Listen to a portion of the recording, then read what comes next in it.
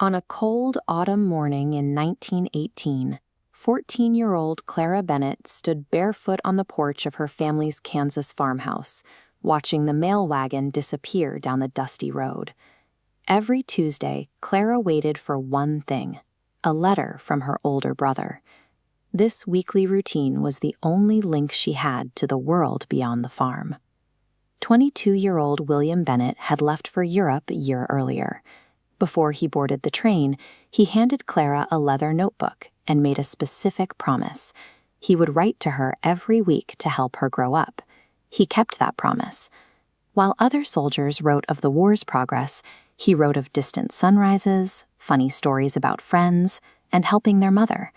He deliberately shielded her from the reality of the Meuse-Argonne offensive, keeping the images of shrapnel and mud out of the notebook. Instead, every letter ended with the same 3 words: "Keep believing, I'm coming home."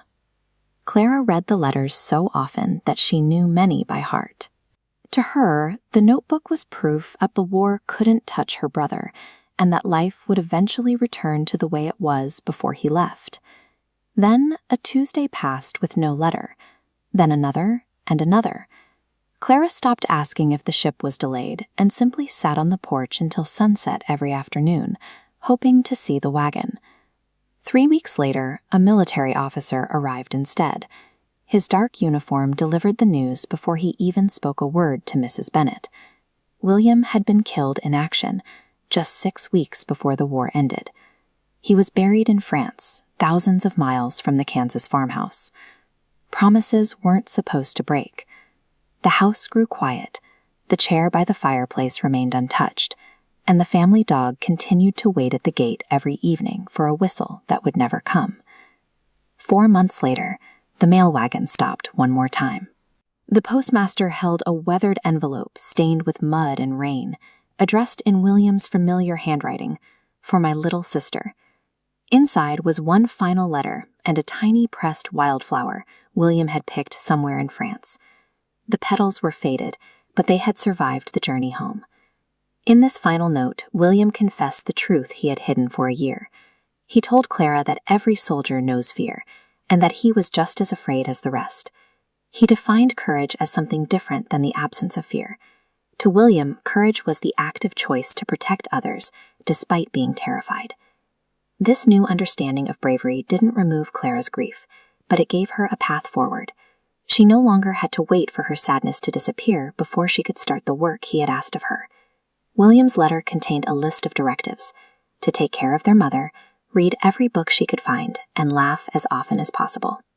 Most importantly, he told her to plant the apple tree they had once talked about. He wrote that he wouldn't truly be gone as long as someone still remembered him. He told her that life isn't measured by how long we live, but by how much love we leave behind. That spring, Clara planted the tree beside the farmhouse. She watched as it took root, unfurling its first green leaves as the winter finally broke. The letter functioned as a final set of orders. Clara was no longer waiting for her brother's return.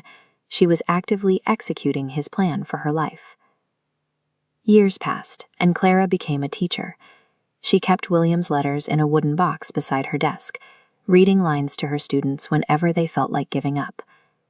In 1945, at the conclusion of another global war, the world was again filled with soldiers returning home and families mourning those who did not. One afternoon, a frightened little boy in Clara's classroom asked her if she had ever been scared. Clara looked out at the old apple tree and smiled. She told him what her brother had told her, that being brave doesn't mean you're never afraid. It means you choose love over fear. The words written in a muddy trench in 1918 were now being used to study a child in 1945. The promise made to help his young sister grow up was now helping an entirely new generation do exactly the same. Clara lived to be 94. When she passed away, her family found the wooden box exactly where it had always been, with the last letter still protecting the tiny pressed flower after 70 years. They buried Clara beneath the apple tree she had planted as a girl. Every spring, when the tree bloomed, the local school children gathered beneath its branches to hear her story. On her gravestone, they carved the words William sent from the battlefield: "Life is measured not by years, but by the love we leave behind." William Bennett never came home to Kansas, but by leaving Clara the tools to build her own courage, he ensured his love never left.